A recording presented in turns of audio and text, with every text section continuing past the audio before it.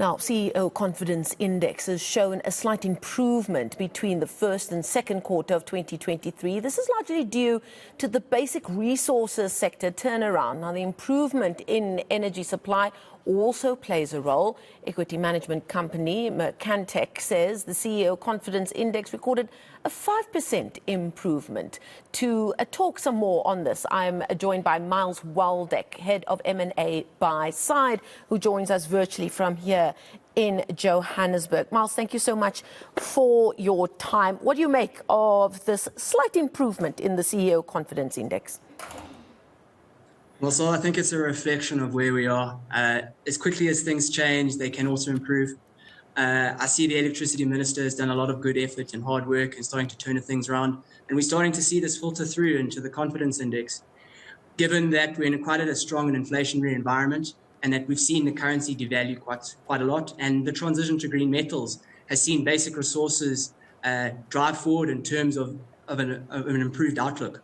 It's a very exciting times in terms of the turnaround, and although we face our challenges as a country, the confidence index is showing that there is movements happening, and that we're slowly starting to change trajectory. Moving the Titanic is not always an easy thing, and I'm confident company or Project South Africa is moving in the right direction. One got the sense that generally the public was also starting to feel a little bit more positive about at least one of the many crises that we face as a country, and that being in the power sector. We hadn't had a load shedding stage 6 or 5 for quite some time. The electricity minister seemed to be far more visible, and he was giving updates week by week. And what he was talking about gave us sort of an idea of the minutiae that he was digging into. Do you get the sense that that had an impact on the CEO confidence index? Keeping in mind of the last 2 days, we saw that outlook in terms of our power crisis change again as we've been launched back into stage 6. How much of a change do you think that's going to have on this index going forward? Also, I think you've touched on a very important point. The electricity minister has made great strides in tackling with a lot of procurement issues and dealing with a lot of the backlogs that are faced at the power stations. The turnaround in sentiment regarding the reduction in load shedding is definitely filtered through into business. And we're starting to see, as more and more independent power producers come online with renewable energy projects, this position should start to improve substantially and significantly as we progress into the back half of the year. I think it's going to weigh pretty heavily on the outlook going forward, given it is a major driver of economic conditions. The ability to keep the lights on and to keep the machines up and running and hot is critical for industry. It's also critical for nearly every sector of the economy, agriculture when it comes to water irrigation, manufacturing, furnaces, etc. It's going to have a massive impact going forward. And the quicker we can deal with this crisis and the quicker we as South Africans can adapt, the better the outlook will be. But we are a resilient people, and we come back and we bounce back. And this is showing that we're starting to move in towards the right direction. There's a lot of talk of AI at the moment, some looking at it with a sense of trepidation, while other businesses are just going for it and embracing it in all kinds of ways. And I see the statement on this business confidence, or the CEO confidence index, does spend some time talking about it as a global trend that's now being felt in South Africa as well.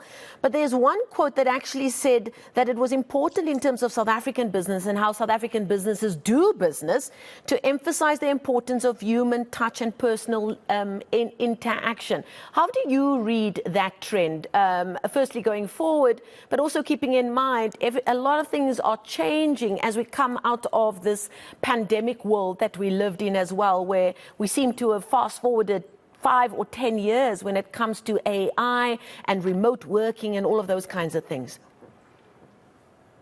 The fourth industrial revolution is fully upon us. Companies are looking to innovate, to automate, and it's the way of the future. Big data is the new big oil. How we manage, analyze, and actually interpret and ultimately visualize data is going to be critical going forward. AI is disrupting every industry in ways that we would never imagine. It's going to make repetitive tasks a thing of the past, and unfortunately there may be a few jobs shed in this process, but on the upside, this will create new opportunities and there will be new avenues and new technologies to explore. It's definitely going to disrupt a lot of industries in South Africa. And unfortunately, it's going to be those without AI that will probably be left behind. So as a community, as business, we need to think, how are we going to manage AI appropriately? What are the ethical considerations and interpretations to take?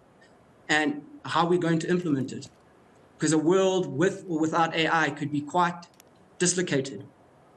In terms of the personal and the human touch, you are correct in your assertions. COVID definitely sped up a lot of trends that might not have taken that long to materialize, such as Zoom calls and more types of, how would we say, non-face-to-face contact. But as businesses started to reopen, the importance of fostering these types of connections and connections and driving innovation is important. So building these relationships and getting back in front of people is taken front and center. And South Africans, we are very social, and we're very social people. We love our relationships. We love being in front of people, and that's how we operate. So a hybrid world is definitely going to be the reality of business going forward. One final question before I let you go, and perhaps a bit of a curveball. I remember that last month the country's consumer confidence index came out, and that had fallen further in the second quarter. Is it possible to look at these two indexes side by side, or are there any parallels one can look at? And can we wonder whether the consumer confidence index will ever catch up with the CEO confidence index? So, Marcel, that's a great question. They are fairly similar in terms of their composition. Our CEO Confidence Index does cover a variety of sectors, and one of those sectors is consumer goods and consumer services.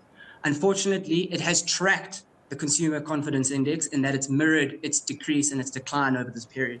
So they're very, very interlinked. The beauty about our CEO Confidence Index is that it does look across multiple sectors so that we can get a perspective or a view and basically gauge the temperature of financials, industrials, basic resources, technology, etc.